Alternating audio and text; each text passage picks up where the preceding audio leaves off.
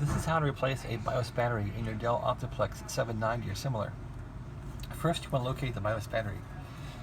This is the BIOS battery right here, and it goes to a socket like this one. So in this example, I removed the BIOS battery, and I did that with this toothpick, and unfortunately I broke it in half, but you want to get the toothpick and put it under the battery. So here's the battery, where it goes, and get a toothpick in this little slot here, and then you can go under the battery and force it out.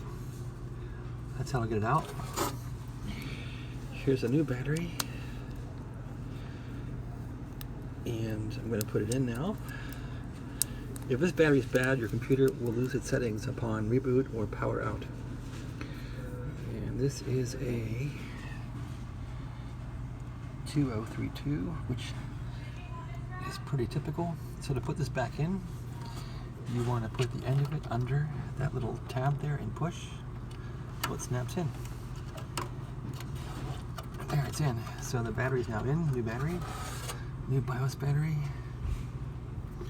And to get it out, you want to put this toothpick under here like this. Let's see if I can get it back out. And force it out.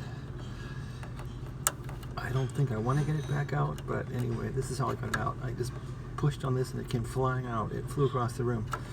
Okay, well, thanks for watching and have a great day. Again, this is BIOS battery on a Dell computer. This is a Dell Optiplex 790. This battery has to get replaced, or else your BIOS will lose settings and the computer will say press F1 to boot. Have a great day.